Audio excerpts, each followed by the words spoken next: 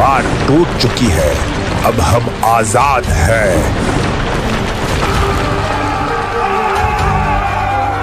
जल्दी भागो, वो हमारी ही तरफ आ रहे हैं। ए मेरे रब, हमारे हाल पे रहम खा और हमें इस याजूज और माजूज की मुसीबत से नजात दिला दे।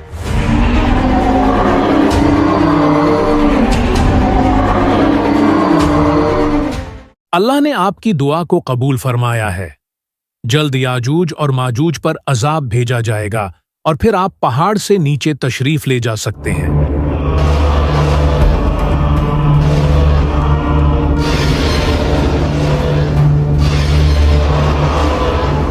मुझे ये बताया गया है कि याजूज और माजूज पर अजाब भेजा जा रहा है। असल हालात का तो नीचे जाकर ही पता चलेगा।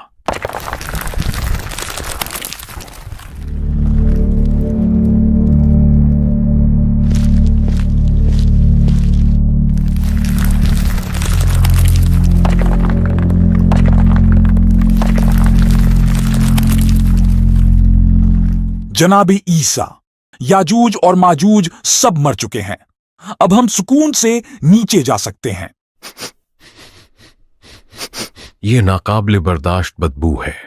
जमीन मुकम्मल बंजर हो चुकी है और इस कदर लाशों से भर चुकी है कि हमारे रहने के लिए जगह ही नहीं बची। ए पालने वाले, तू हमारी मदद फरमा।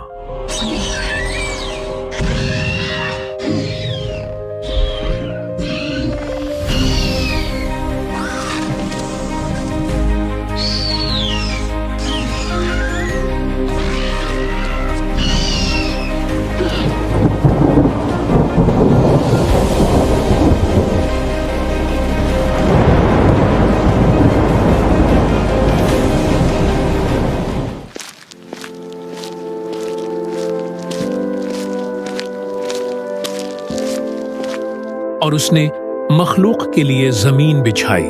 इसमें मेवे और खजूर के दरख्त हैं जिनके खुशों पर गिलाफ होते हैं, और अनाज जिसके साथ बुहुस होता है, और खुशबूदार फूल। तो तुम अपने रब की कौन कौन सी नियमतों को झुठलाओगे? याजूज माजूज को मरे हुए 7 साल गुजर गए, लेकिन उनके छोड़े हुए तीर कमान और ढालें अब तक हमारे जलाने के काम आ रही हैं। जनाबी ईसा, एक सवाल मुझे परेशान किए हुए है। मैं जानता हूं आप अल्लाह के बरगुजीदा पैगंबरों में से एक हैं। आप बिन बाप के पैदा हुए और पैदा होते साथ ही अपनी मां मरियम की गोद में बोल उठे। अल्लाह ने आपको कई ऐसे मोजज़ात अता किए जो शायद किसी और रसूल के हिस्से में नहीं आए, जैसे मुर्दों को जिंदा करना और नाबीना को बीनाई अता करना। इस सब के बावजूद आप पर नाजिल की गई किताब इंजील को छोड़कर आप कुरान में बताई गई शरीयत पर क्यों अमल करते हैं? ये बात सच है कि मैं अल्लाह का एक नबी हूं, और यही वजह है अब भी अल्लाह के पैगामात मुझ तक पहुंच रहे हैं। लेकिन मैं इस बार आखिरी नबी मोहम्मद सल्लल्लाहु अलैहि वसल्लम का एक उम्मती बनकर आया हूं। वो नबी कि जो मुझ समेत तमाम अंबिया के सरदार हैं, जिन्होंने मक्का में ज़हूर फरमाया और फिर इस्लाम की खातिर हिजरत करके मदीना तशरीफ लाए। इनके अहले बैत और असहाब ने इस्लाम को बचाने के लिए बहुत कुर्बानियां दी, और यूं इस्लाम दुनिया भर में फैला, और मुझ समेत आज हम सब मुसलमान और उम्मती हैं।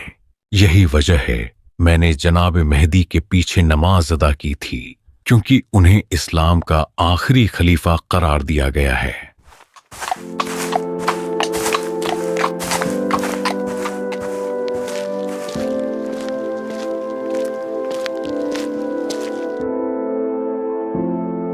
अस्सलामु अलैका या रसूल अल्लाह।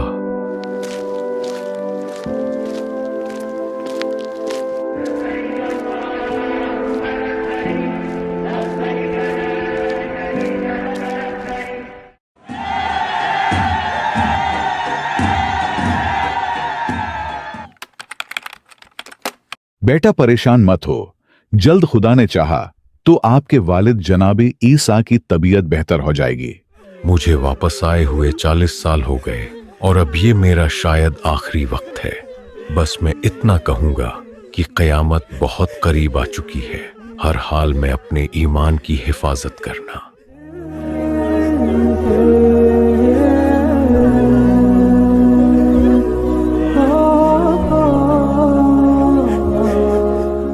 गजब हो गया।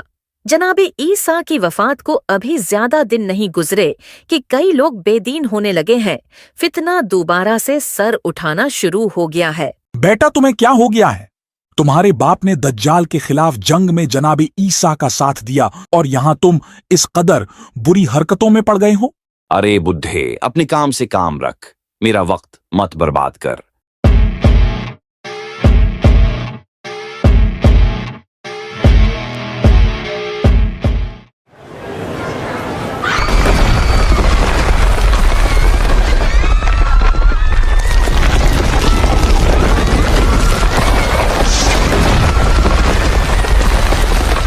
अब तक तकरीबन 3 जगह जमीन के धंस जाने के वाकयात पेश आ चुके हैं।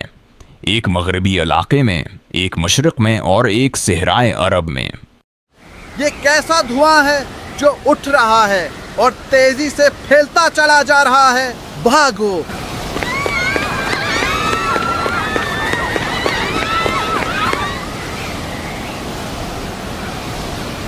हैरत की बात है, ये धुआं किसी मोमिन पर असर नहीं कर रहा, जबकि बदकार लोग सब इसकी जद में हैं।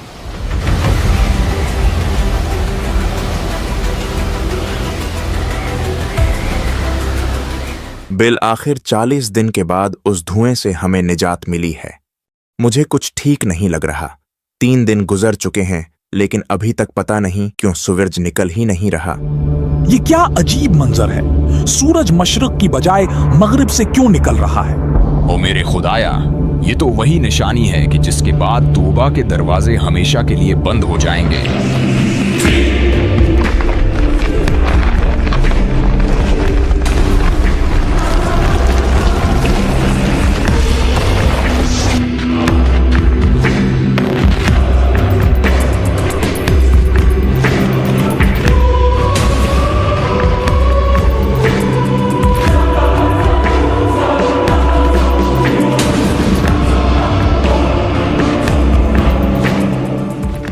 मैं दाबतुल अर्ज, वही कि जिसकी आमद का कई सौ साल पहले कुरान में बता दिया गया था, लेकिन अफसोस कि तुम लोगों ने कुरान से दूरी इख्तियार की।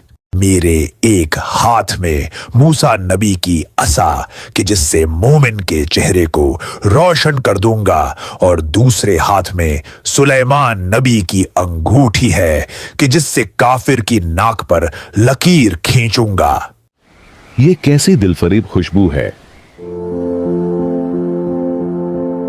बहुत से मुसलमान लोग जिनको मैं जानता हूं, वो न जाने कैसे सब एक साथ मर गए हैं।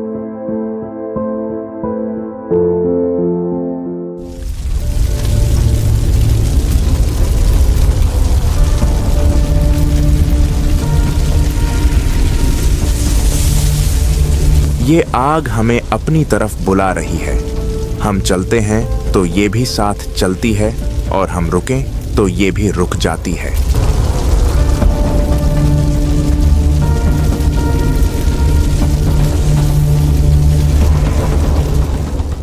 ऐसा लगता है सब यहां जमा किए गए हैं।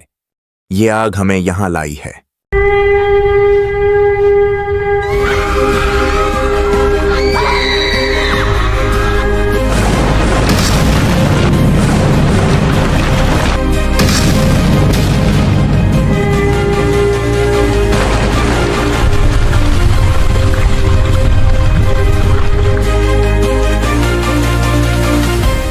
और उन्होंने अल्लाह की कदर न की जैसा उसकी कदर करने का हक था, और क़यामत के दिन सारी जमीन उसके कब्जे में होगी और उसकी कुदरत से तमाम आसमान लपेटे हुए होंगे।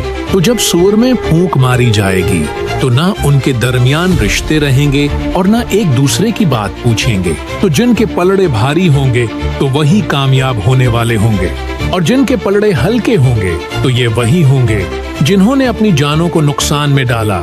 वो हमेशा दोज़ख में रहेंगे।